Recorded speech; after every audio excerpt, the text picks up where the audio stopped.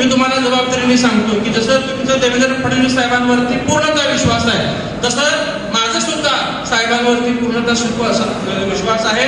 तुमच्या माध्यमातून साहेबांनी माझं पालकत्व स्वीकारलंय आणि साहेब प्रचंड हुशार आहे. साहेबांनी पालकत्व स्वीकारताना साहेबांनी मला कुठल्या मतदारसंघाचा शब्द दिलेला नाही.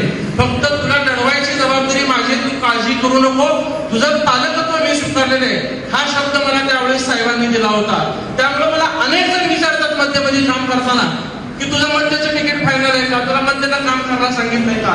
मी नेहमी सांगतोय की मला साहेबांनी काम करायला सांगितलेलं आहे. साहेबांनी, फडणवीस साहेबांनी जर मला जगाच्या कोपऱ्यावरती कुठेही जाऊन जर म्हणले की देवेंद्र तुला या मतदारसंघात लढायचं आहे, तर मी पराभवाचा, विजयाचा, कशाचाही किंतु विचार करणार नाही. मी भारतीय जनता पार्टीचा एक कार्यकर्ता, फडणवीस साहेबांवरती विश्वास ठेवून त्या मतदारसंघात काम करण्याची जबाबदारी माझी असेल. मला अनेक लोक होऊ शकतात शहरात काम करताना की दादा तुम्ही त्या मतदारसंघाचं प्रतिनिधित्व करता, तो भाग हा शहर उत्तर मध्ये येतो. तुमच्या कुटुंबाने यापूर्वीची निवडणूक ही शहर उत्तर मध्ये लढवलेली आहे. तुम्ही स्वतः ज्या भागातलं 2 वेळा प्रतिनिधित्व करता त्यातलं 60 ते 70% भाग हा शहर उत्तरला येतो. तुम्ही शहर उत्तर मध्ये काम केलं पाहिजे.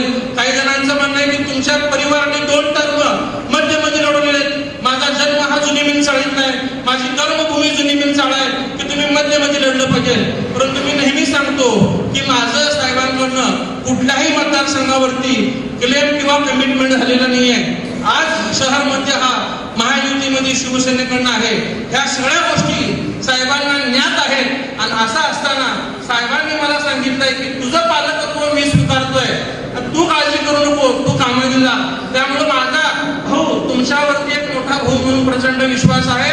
भविष्यात जर का फडणवीस साहेबांनी मला बोलून सांगितलं की मी मध्यला रामभाऊ उमेदवारी देतोय आणि तुला दुसऱ्या मतदारसंघात शेजारी लढायचं आहे, तर एक भाऊ म्हणून निश्चितच पूर्ण ताकदीने तुमच्यासोबत